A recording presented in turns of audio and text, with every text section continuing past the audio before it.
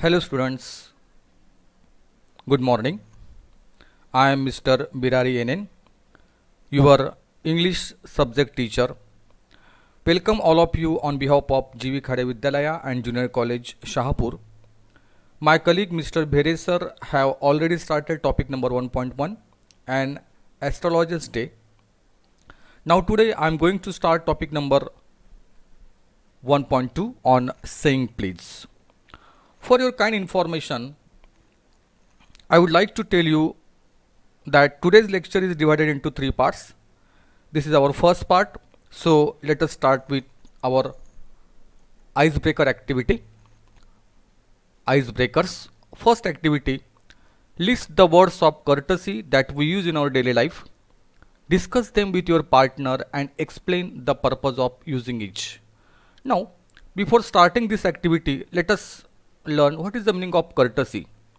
Courtesy means good manners or politeness.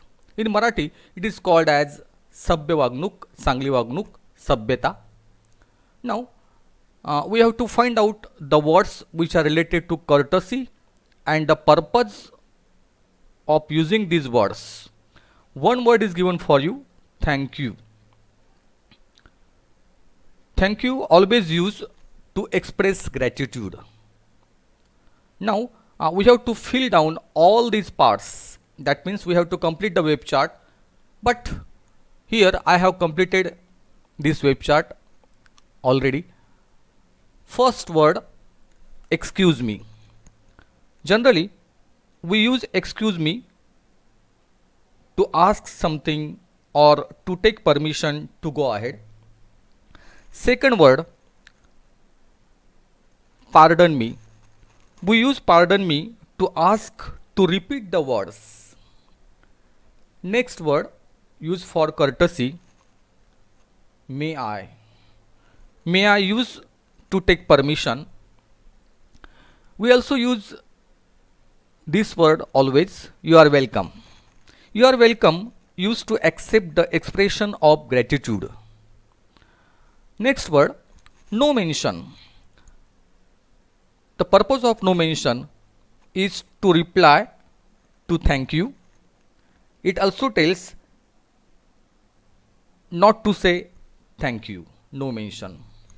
Next word, we always use sorry. I am sorry. What is the purpose of I am sorry or sorry? To tell someone that you are ashamed for hurting them. Also, to say disagree or to oppose others' view politely, we use sorry. And next one, my pleasure. My pleasure, it always used to tell others that you are happy to help or do favor for them. Apart from this, we use yes sir, no sir to indicate agree or disagree of your point of view. Our next activity is listed below are a few character traits of people. Some are positive traits while others are not. Tick the one you feel are desirable. What is the meaning of traits? Traits means quality. Now, these are the qualities given here. First one is nothing but it is known as conniving.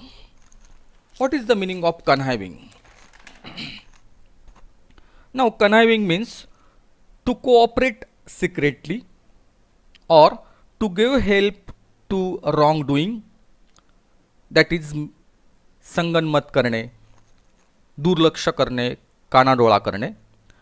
Conniving, it is desirable. At some places we have to connive. That means we have to ignore them. It is desirable quality. Insensitive. Insensitive means not sensitive. This is not desirable. Third word is sly. Sly means cunning or deceitful. In Marathi, we call it as a phasvya labad. This is not desirable. Next word is humorous. Humorous means showing a sense of humor. That means vinodi. Yes, it is desirable. At some places, humorous people are always accepted. Next word is knave.